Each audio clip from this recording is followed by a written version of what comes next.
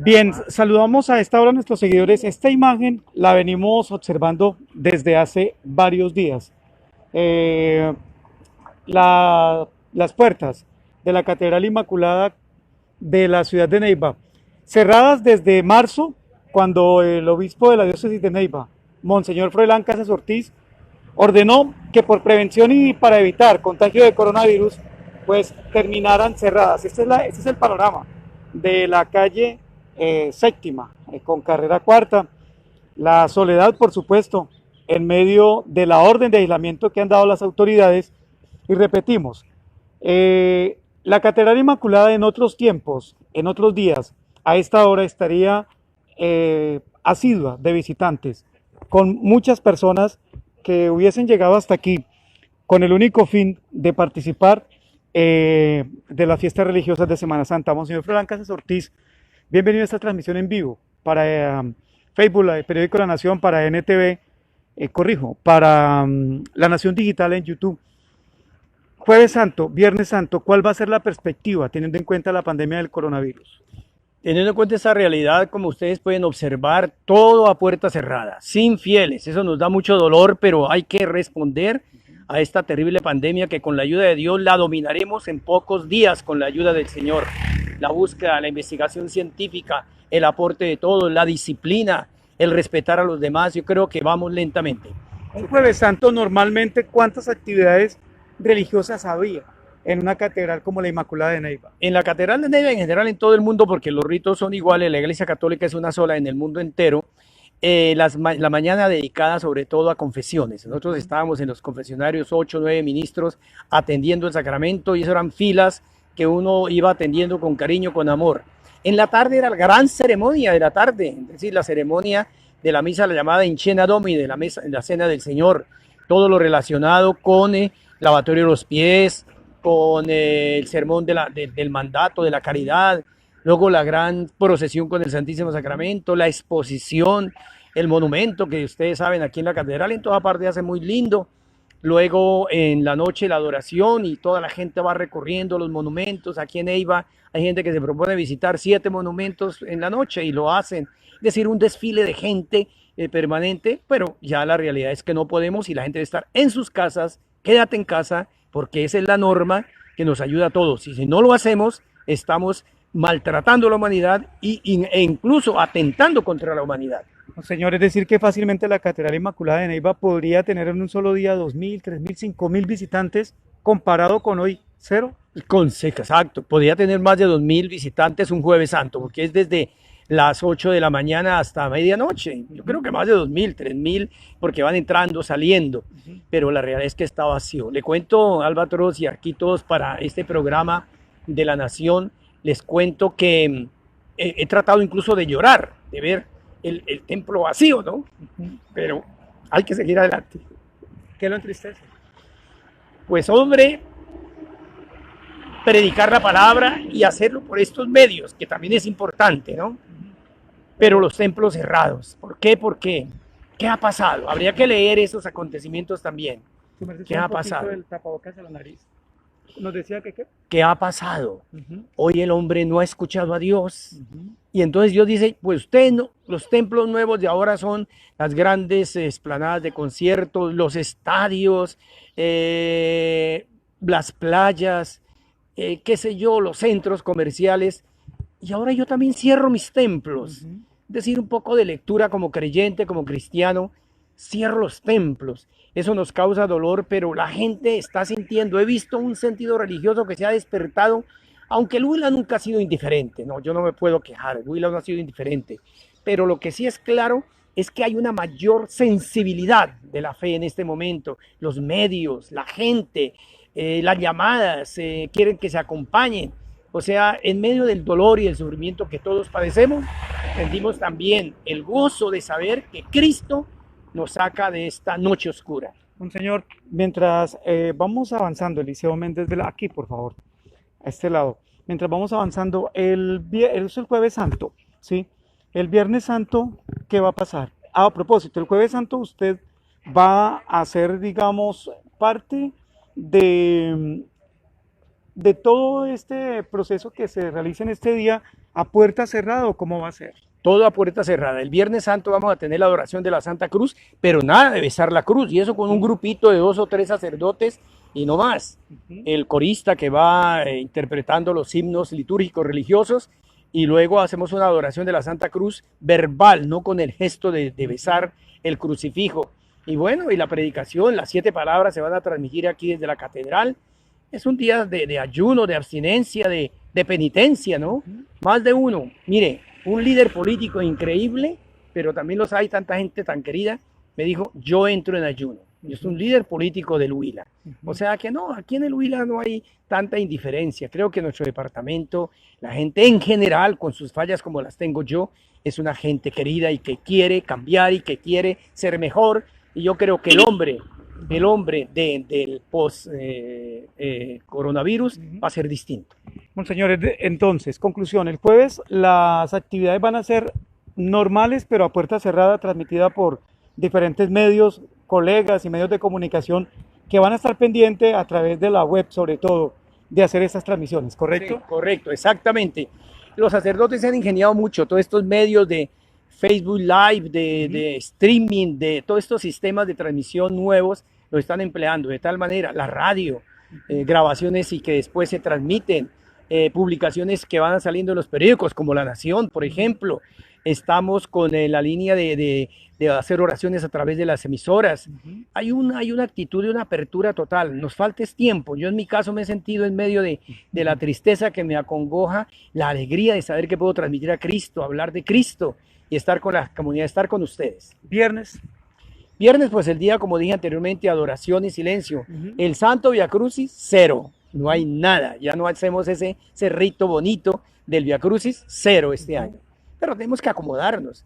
Mire, Árbatros, nosotros, nuestros antepasados en la fe, los judeocristianos, los de Israel, estuvimos 50 años en cautiverio en Babilonia, desde el año 586 al 538 antes de Cristo. No teníamos ni templo, ni sacrificio, ni ofrendas. ¿Y qué hicimos? A problema solución salieron las sinagogas, que eran las asambleas para escuchar la Torá y los profetas. La gente se reunía a escrutar la palabra y con esto se alimentaron 50 años. De manera que la gente tiene que hoy acudir a los salmos, ir a la palabra de Dios, a la Biblia, que se ha descuidado tanto, sobre todo en el medio católico. Y otros toman la Biblia como si fuera realmente los que son los padres de la palabra de Dios. No, los cristianos católicos, nuestra fuente vital de la fe es la palabra de Dios. Y a eso súmele la posibilidad de que existen redes sociales para que los sacerdotes, todos los que, digamos, ejercen el ministerio, pues puedan llevarle los mensajes a los fieles. Pero claro, hay muchos sacerdotes con estas líneas nuevas de comunicación que lo están haciendo. Además hay otros programas bonitos. Hay también basura y muchas cosas, y hay que tener cuidado. O creer que esto es el azote de Dios y que es el castigo de Dios. Cuidado, nosotros no creemos en eso. Nosotros creemos que Dios quiere el bien de nosotros. No me venga con el cuento que este terrible virus apareció porque sí. Ha faltado ética e investigación. Una investigación que no tiene ética va contra el hombre. Eso no lo creó Dios. Este virus no lo creó Dios. El ser humano hace tantas cosas y tiene el descaro, el cinismo de decir que es Dios. ¿Cuál Dios? Es usted, hombre, que se cree Dios y al creerse Dios se vuelve demonio y maltrata al ser humano. Bien, transmitimos en vivo para los seguidores del periódico La Nación en Facebook, en YouTube, La Nación Digital, la imagen que ha acompañado muchos días a la ciudad de Neiva. Esta catedral, una catedral que lleva más de 50 años de existencia, de estar aquí instalada, una catedral que vio el sismo de 1967 y cómo destruyó la ciudad de Neiva o parte de ella, y una catedral que hoy tiene las puertas cerradas para prevenir que sus fieles, que los seguidores de la religión católica en Neiva pues terminen contagiándose probablemente de coronavirus. La decisión la ha tomado el obispo y a partir de allí, desde prácticamente el 27 de marzo, la Catedral Inmaculada de Neiva, como nunca antes se había visto en plena Semana Santa, tiene esta imagen. La imagen, repetimos, de sus puertas cerradas. El obispo nos acaba de decir, me da tristeza ver el templo tan solo, pero finalmente él es consciente, él entiende, por encima de todos, obviamente, que primero está la vida y nos lo ha dicho de esa manera. Monseñor, ¿cómo ve usted el tema del coronavirus? A ver, yo veo esta terrible pandemia un manejo mal de la investigación, en eso estoy viendo. Y en esa investigación, cuando no hay ética, cuando no hay sentido humano, vean las consecuencias a donde se puede llegar. Por otra parte, en medio del dolor que esto ha implicado para la humanidad, es también decirle al hombre, este hombre del siglo XX, del siglo XXI, el hombre que se cree Dios, el hombre que ha sacado a Dios de todo. Aquí en Colombia incluso se está jurando no en nombre de Dios, sino de la Constitución, por Dios. Y la Constitución, siendo nuestra carta que rige nuestra organización política, es una obra humana. Colombia ha tenido 16 constituciones, así como está la del 91, puede cambiarse y transformarse. Es obra de los hombres. La carta merece respeto, pero por favor, sobre la carta está Dios. Dios es la fuente suprema de toda autoridad. Mire usted, Albatros y Eliseo, que está aquí detrás de cámaras. Miren ustedes cómo en Estados Unidos, el país que es el prototipo del progreso, del avance de la tecnología, allá el presidente jura sobre la Biblia cumplir la constitución de ese país. Y en Colombia, pues no señor, ahora hay ambientes donde no se jura en nombre de Dios. Es terrible porque se ha llegado a que ciertos cuerpos colegiados determinen la cultura de Colombia, nos están irrespetando. Es decir, que alguien sea ateo, pues no tenemos por qué imponerle que cree en Dios, pero por favor, que los que sean ateos no nos impongan la increencia. Entonces me parece que también hay tanta arrogancia. Fíjense que en esta época es verdad que muchos acuden a los templos, pero ¿cuántos vayan a los terminales terrestres, marítimos, aéreos repletos? Hoy el síndrome de las compras, el síndrome de la playa, el síndrome de broncearse el cuerpo, el síndrome de la música, el síndrome del tomar, de estar con una ansiedad de todo. Y Dios Todo no eso cuenta. cuando hay condiciones normales, no coronavirus. Exactamente, todo eso hay y no van al templo. Yo creo que también es eso. Fíjense ustedes cómo las aerolíneas han abusado de nosotros y ahora los aviones parados. Yo no quiero decir que ese es un castigo de Dios, no, pero son signos. Pero es una cuenta de cobro de tanto abuso que han tenido con los usuarios. Sí, en parte diríamos yo, tanto usted y yo como si a veces víctima de ese maltrato y nadie nos defiende, ¿no? Lo dejó el avión y compre otro pasaje y punto, y no hay ninguna consideración. Ahora ver los aviones parados en esos hangares, en los aeropuertos. No quiero decir que yo me alegre con eso porque aquí están perdiendo la comida muchos, los señores pilotos, la gente, no, ni más faltaba. No, pero estamos hablando de un tema de justicia, que es Exacto, a eso me refiero, porque estamos perdiendo todos, aquí en el mundo estamos perdiendo todos. Mire, yo pienso que esta realidad que nos duele también es para interrogarnos. ¿Qué estamos haciendo? Fíjense usted, por ejemplo, cómo hasta ahí hay grupos de rock que se burlaban de Dios, que hacían mofa de nuestras creencias. Aquí una vez yo tuve que decirle al señor alcalde anterior, por ahí un grupo rock que se burló del Papa y se burló de nuestros símbolos religiosos. Y el señor alcalde, yo le dije, y nuestro anterior alcalde, el doctor Rodrigo Lara, y claro, él es cristiano católico, ¿cómo así? Son goles que a veces le meten a la administración, ¿no? Entonces realmente todo esto nos hace ver que tenemos que cambiar. Las cosas no son así gratuitamente. Monseñor Froilán Casas Ortiz, los católicos y el público, los huilenses en general, ¿usted los ve en su análisis obedeciendo y entendiendo que el tema del coronavirus no es un juego, que esto es un contagio por saliva, que debemos mantener una distancia, que debemos usar tapaboca, que por encima de todo está la vida, que tenemos hambre, pero que nos morimos de hambre o salimos y nos contagiamos de coronavirus? ¿Cómo analiza ese tema? Yo pienso que la decisión del señor presidente hasta el 27 de abril fue perfecta. Después hay que cambiar las cosas porque si no también de pronto el remedio resulta peor que la enfermedad. O sea, hay que atacar el coronavirus, pero si nos morimos de hambre tampoco. O sea, la economía tiene que de alguna manera resucitar. De alguna manera el plan Marshall que hubo en Europa de la posguerra, aquí hay que establecer un plan Marshall, probablemente. Entonces, ha habido un poco de desobediencia, pero con los sacerdotes me ha tocado en reuniones, mande exigir que cuidado, porque a veces uno que otro no lo tomaba en serio, algunos querían celebrar y todo. Por ejemplo, supimos que habían sacerdotes que quisieron hacer el Domingo de Ramos sacando un carro, yendo por las calles.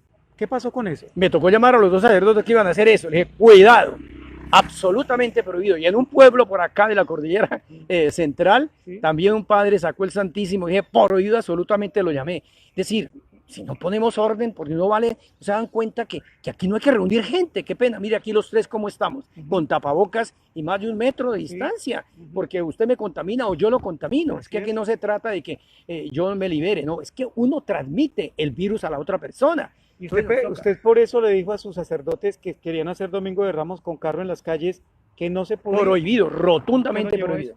¿Perdón? ¿Qué lo llevó a esa decisión? Pues hombre, el conocimiento de lo grave que es este virus, cómo afecta y que no podemos reunir a unas personas y en nombre de Dios, eso se llama tentar a Dios. Ah, no es que Dios me hace el milagro, eso se llama tentar a Dios. Hay que orar, pero no tentar a Dios para que me haga el milagro, como lo hacen ciertos grupos fundamentalistas. No, señor, hay que orar, sí, pero hay que esperar la voluntad del Señor y hay cosas que uno no entiende. Y entonces dejemos que Dios vaya actuando. Lo único que sé es que hay que estar de rodillas ante Dios. Lo llenó de pánico ver las imágenes de Guayaquil, Ecuador, con tantos muertos en la calle y pensó que eso podría pasar aquí. Trató de evitarlo cuando le dijo a sus sacerdotes, no se van a la calle a celebrar el Domingo de Ramos. Claro, yo he estado leyendo desde Wuhan cuando todo apareció en diciembre y yo no le iba dando tanta importancia, pero a medida que iba leyendo más importancia le dije, mire, yo tuve que ir a un neurólogo aquí en Neiva por algún problema que tenía de una especie de migraña en mi cabeza y que ya después me examinó, etcétera. Él me dice este neurólogo, ojo, el coronavirus es grave, grave. Y es cuando él me hizo y me mandó incluso un artículo en inglés que yo me puse a leerlo. Dije, no, esto es gravísimo, esto lo estuve leyendo por ahí, qué sé yo, como la segunda semana de febrero. Entonces, no, la gravedad de esto es, si yo lo he visto, yo lo he inculcado en los sacerdotes y en toda la gente. Esto no es de juego, esto es de tomársela en serio. De acuerdo. A quienes nos saludan a esta hora por redes sociales, muchas gracias. A quienes nos acompañan en esta transmisión, pues originamos a esta hora desde la Catedral Inmaculada de la ciudad de Neiva, símbolo de la religión católica, una hermosa arquitectura hecha en ladrillo, 20 pisos. Tengo entendido que equivale la altura de esta catedral que hoy está cerrada y que tiene capacidad para al menos 2.000 personas. 2.000 feligreses que por ahora no celebrarán la Semana Santa como tradicionalmente se hacía, porque el coronavirus, el COVID-19, le dio la vuelta al mundo en todos los sentidos, desde lo religioso, lo económico, lo social, definitivamente en todo. La cantidad de muertos que lleva el planeta a esta hora y la cantidad de contagiados. De hecho, debemos actualizar las cifras y recordarles que en Neiva ya hay 38 personas positivas para coronavirus y que ya llevamos 2 mujeres que han fallecido, una de 63 años y una de 83 años, ambas víctimas de este virus que definitivamente no perdona, sobre todo cuando las personas tienen algún tipo de patología previa, algún tipo de enfermedad, especialmente diabetes, cáncer y otras, y aún más cuando se es adulto mayor. Hay que tener en cuenta que el coronavirus no solamente ataca a las personas mayores de edad, hay víctimas, hay niños contagiados, hay adolescentes contagiados y pues obviamente todo lo que se llame raza humana está en la mira del coronavirus. Si no somos responsables con nuestra actuación, si nos venimos a la calle sin tapabocas, si no tenemos que salir y nos venimos a dar una vuelta, si nos metemos en la reunión entre 4, 5, 6 y alguno esté contagiado, pues allí podemos de manera irresponsable, repito, ayudar a ampliar o a transmitir esta enfermedad. Monseñor, ¿cómo ve usted? ¿Qué viene después cuando esto termine? De hecho, hoy mirábamos, algunos colegas, algunos medios de comunicación decían que Wuhan, China, empezó prácticamente hace 3 meses esta pandemia. Ese es un medidor para nosotros. A Colombia llegó en marzo.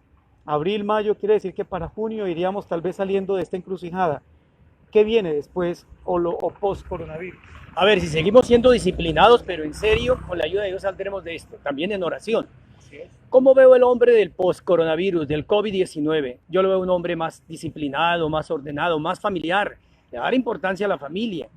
Va a ser un hombre más con cabeza baja que con actitud prepotente, arrogante y del Señor y de Dios. Voy a ver un hombre un poco más religioso. Yo veo los templos llenos después de esta terrible pandemia. Mire, Albatros y Eliseo, vean, en Europa, que yo tuve la experiencia de alguna manera de conocer cuando era jovencito, fui a estudiar y todavía encontré la gente de la generación de la posguerra, ¿no? Gente de 25, de 40, de 60, 65 años, pues habían vivido de 10, de 11, de 12, de 15, hasta de 20 años, habían vivido la guerra.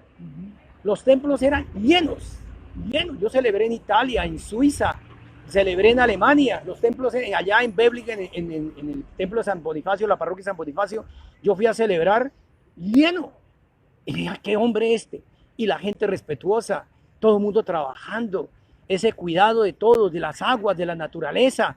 Es decir, los ríos pasaban esas quebradas por las ciudades, agua cristalina, como si uno estuviera aquí en los arroyos de las montañas, porque la gente era de esa generación sufrida, fue la gente disciplinada, la gente respetuosa, la gente trabajadora.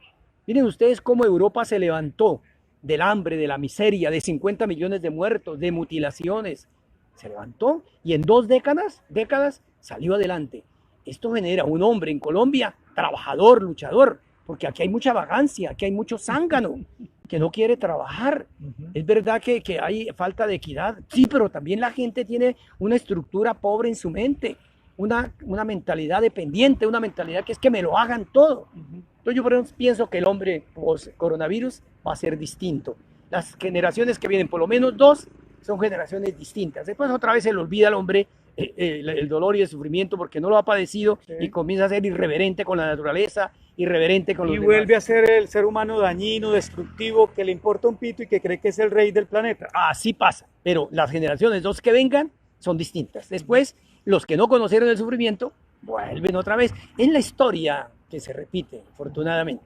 Monseñor, mucha gente está pidiendo ayudas humanitarias, en algunos puntos la Iglesia Católica, en otros la policía, en otros la alcaldía está ayudando. ¿Cómo le ha tocado a la Iglesia Católica? ¿De qué manera ayudar en medio de esta pandemia? ¿De una forma espiritual, de una forma material? ¿Qué se ha hecho al respecto? Fundamental la oración, la predicación, lo espiritual, pero también a través del banco de alimentos, todo se ha unificado allí, todo se lleva.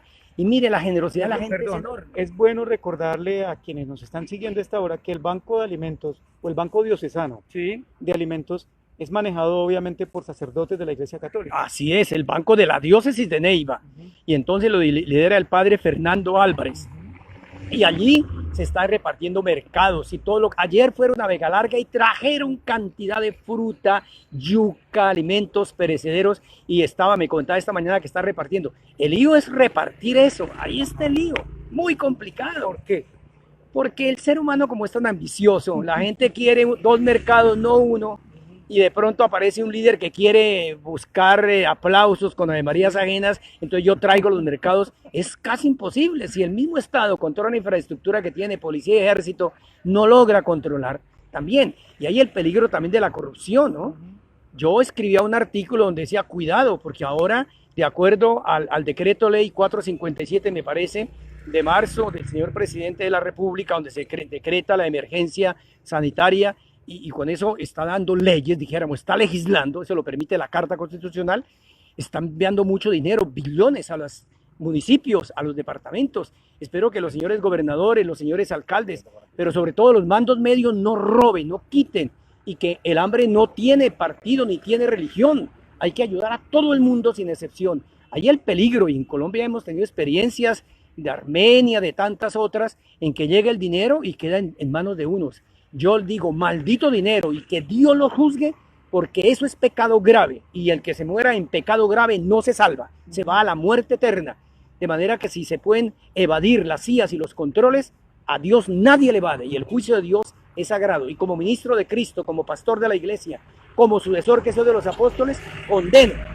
Y que tengan en cuenta los bandidos, los codiciosos, los avarientos, que se quieran aprovechar del dinero del pobre, que el juicio de Dios va a ser fuerte, porque la palabra de Dios dice que Dios no escucha la oración de las manos llenas de sangre por la injusticia, por la mentira, por la maledicencia, por la codicia, por la lujuria. Eso es que el que reza y peca empata, no, eso es absolutamente inmoral. De manera que yo, que perdone ser así enérgico, pero condeno el pecado con vehemencia, y más cuando es dinero de los que más necesitan, dinero de nosotros los que trabajamos. Porque yo tributo como un ciudadano colombiano. Los que trabajamos de sol a sol estamos pagándole al Estado para que el Estado utilice esos recursos de acuerdo con el bien común. Y en este caso, las autoridades departamentales y municipales que reciben los billones de pesos de nuestros impuestos que sean distribuidos en concordancia con la ley, con las normas. Cuando se posesionó el gobernador del Huila, lo escuchamos en un discurso, la siguiente frase suya, Monseñor Froilán Casas Ortiz. Usted dijo palabras más, palabras menos. Rodéense de los mejores, de los más capaces y de los honestos. ¿Por qué dice eso en un discurso político? Porque a veces no ocurre eso, ¿no? Es responder a la cuota política de tal. Mire, qué pena. Para mí, como gobernante, a mí no me importaron, ya me eligieron. Ahora yo ya no soy un partido. Cuando yo llego a gobernador, es a gobernar el Huila. No llego a gobernar, el alcalde a gobernar el municipio. Un partido me eligió y gracias, sí. pero yo no soy el gobernante de un partido, soy el gobernante de un departamento, de un municipio, de la nación. Y usted rodéese de la mejor gente. El pícaro fuera. Obviamente le quita votos, pues que le quite. Pero señor presidente, señor gobernador, señor magistrado, usted será juzgado por Dios. Y si usted evade cualquiera de los funcionarios, las IAS que tienen los estados de derecho, a Dios nadie se la jugará. De manera que yo condeno todo aquello que vaya contra la justicia, porque eso va contra el plan de Dios. Para quienes acaban de llegar a redes sociales, los ponemos en contexto. El gobierno nacional ha dado libertad para que alcaldes y gobernadores saquen dinero que hay en sus arcas y lo inviertan de la mejor manera, en pro de los más necesitados. El argumento de utilizar el dinero de manera libre lo está llevando en estos momentos al obispo de la diócesis a condenar a quien haga mal uso de estos dineros, a señalar a quien ejerza una actitud corrupta. Hay una frase que no es mía y la vi en algún lugar que dice, es pecado de muerte robar a los pobres. Pero grave, es que en la Biblia está, el dinero de los indefensos, Dios es celoso con eso. Por eso condena cuando se ataca en la Biblia, los protagonistas de la indefensión son la viuda, el huérfano y el pobre, y el paupérrimo, ¿no? De manera que en ese sentido, Dios es celoso con el dinero del pobre, de todo mundo, porque no hay que robar a nadie, pero más el dinero del pobre, Dios es muy celoso. Así que el que haga eso recibe el castigo de Dios a futuro, aunque no lo haga en esta vida, pero hay un juicio que habrá al final de cada momento. Por eso a mí no me gustan tanto los panegíricos. Ay, hablar en el cementerio, hablar en el templo que él fue santo y perfecto, porque no ponemos un nicho. Dejemos de hablar de los muertos. Hablemos usted cómo fue en vida, si fue un hombre recto, una persona honesta. Eso sí merece que vaya al reino de Dios. Pero aquí entrar a un templo y echar discursos y alabanzas, no. Dios lo alaba si usted es un hombre recto y honesto. De lo contrario, no vale nada para Dios. Vale. Monseñor, despidamos esta transmisión. ¿Qué quiere decirle a los fieles aquí a través de esta pequeña cámara? Los quiere bendecir, les quiere enviar algún mensaje de Semana Santa, los quiere felicitar o los quiere un poco, digamos, corregir, si fuera la palabra correcta, por el mal comportamiento ante el tema del coronavirus. Sí, los invito a ser absolutamente disciplinados. Es decir, las órdenes de las autoridades, cumplámoslas, del alcalde, primero los sacerdotes y el resto toda la comunidad. Y segundo, grande esperanza. Yo confío y he orado como nunca, me arrodillo ante el Santísimo en mi oratorio, le he suplicado a nuestro Señor y todos los cristianos lo hemos hecho, para que a partir de este túnel aparezca la luz de Cristo para ser una persona nueva, una familia nueva. Yo creo que salimos más tardar, no sé, yo no puedo dar cifras porque yo no soy profeta ni quiero quitarle el poder al Señor, yo soy un simple mortal, una criatura, no más, pero en la experiencia de Dios digo, saldremos de esto y con la ayuda de Él, adelante para sacar un hombre nuevo y esta patria Colombia tan rica que es, porque es rica, es un país de los más ricos del mundo, hacerlo verdaderamente potencia, pero no en lo económico meramente, en todo sentido. La calidad del colombiano que se muestre por su honestidad, por su rectitud, por su capacidad de familia, porque respete a los niños, porque no los mate en proceso de gestación, porque no le impongan a los niños que escojan el sexo. El sexo no es cuestión de elección cultural, el sexo es natural y el que hable contra eso va contra el Creador y es ir a atentar contra el plan de la ley natural. Señor, gracias. Con mucho gusto y a todos ustedes la bendición de Dios Todopoderoso, Padre, Hijo y Espíritu Santo, descienda sobre cada uno de ustedes y permanezca para siempre. Alabado sea Jesucristo. Que así sea, Monseñor. Muchas gracias. Nosotros lo dejamos para que usted siga con sus tareas. Que esté muy bien. Mientras despedimos a Monseñor Froilán Casas Ortiz, le mostramos el estado en que se encuentran las calles, en que se encuentran estos sectores. A esta hora del día, en esta transmisión en vivo que realizamos por Facebook, Periódico La Nación, por YouTube, La Nación Digital. Palacio de Justicia, Rodrigo Lara Bonilla, carrera cuarta, un día jueves, un día miércoles como hoy. Este es pues el estado de este punto, de esta vía, de la carrera cuarta. Digamos que se aprecia sobre todo taxis, personas que tienen el pico y cédula y que hoy salieron a hacer algún tipo de gestión. De igual forma, los domiciliarios, las personas que prestan el servicio para llevar mercado, alimentos, servicios de los restaurantes, etcétera, servicios de los supermercados, las motocicletas, de los guardias de tránsito que tienen montado un puesto de control aquí, y el aspecto de la calle Séptima, repetimos, con carrera cuarta en el centro de la ciudad de Neiva. Hasta el momento en Colombia van un poco más de 2.000 contagiados por COVID-19. 2.064, si no estoy mal, es la cifra actual de contagiados, y llevamos 54 muertos en todo el país por coronavirus. De estos 54 hay que recordar que el Huila ha puesto 2 de esos fallecidos, una mujer de 63 años y otra de 83. La mujer de 73, ambas, corrijo, fallecieron en la clínica Mediláser. Y en tema de contagios tenemos 30 y... Buenas tardes, gracias por el saludo. En tema de contagios tenemos 34, 38. Subimos a 38 el número de personas contagiadas. Con esta panorámica de la Catedral Inmaculada de Neiva, en este atardecer, les agradecemos por acompañarnos en esta transmisión y estaremos pendientes para una nueva emisión sobre temas relacionados con la pandemia del coronavirus.